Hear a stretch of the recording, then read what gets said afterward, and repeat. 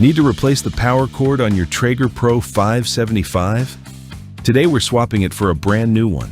We'll walk it in clean technical diagrams to see the repair from angles that are hard to catch on camera. It's an easy job, about 10 minutes with no tools at all. Let's get into it. Step 1. But first, power switch off, cord unplugged, and everything cool. Then, we can work. Before you replace anything, prove the problem is the cord. Plug something you know works into that outlet. If it doesn't come on either, the outlet is your problem, and a new cord will not help. Step 2. This grill has to run on a GFCI protected outlet. That's the kind with the little test and reset buttons on the face of it. Press test, then press reset, and try the grill again. Sometimes, that is the entire repair. Step 3. Now look at the cord itself, end to end, and run the whole length through your hand. You're looking for cuts, cracks, melted patches, and anywhere it has been crushed or pinched. Check both ends too, and check the ground pin on the plug. Bent or missing, and that cord is finished. Step 4. The cord on this grill is detachable, so there is nothing to unscrew. Round the back, find where it plugs in, take hold of the connector, and pull it straight off. Hold the connector, not the cable. Step 5. Line the new cord up with the same socket, square to it, and push it all the way home.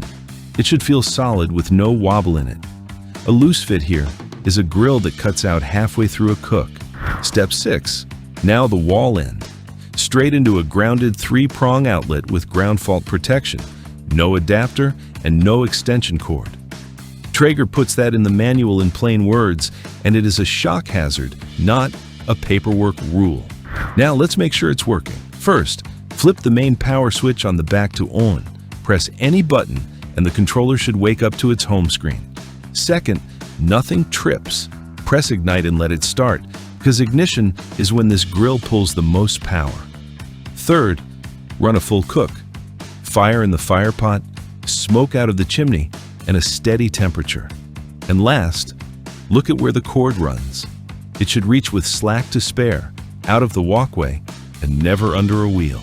Pass all of these, and this repair is finished. 2 quick things before you go. First, can you just run it on an extension cord? No. The manual says, do not use an adapter or an extension cord, and do not remove the ground pin. This grill pulls real current when it lights. Move the grill or get an outlet put in. And second, if that outlet keeps tripping, work out when. If it trips with nothing plugged into it at all, the problem is the circuit, and a new cord will not touch it. If it only trips when the grill goes in, try a known good cord first. It is the cheapest thing in the chain. Before you go, 2 quick ways to make this new cord last.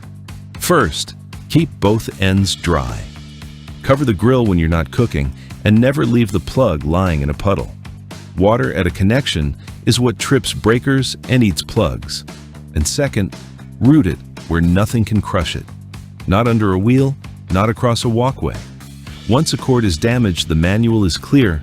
You replace it, you do not tape it, and this repair will last for years. That's it. Everything we used is linked in the description below. If this video helped you out, please hit like and subscribe, and check out these other videos. Thanks for watching.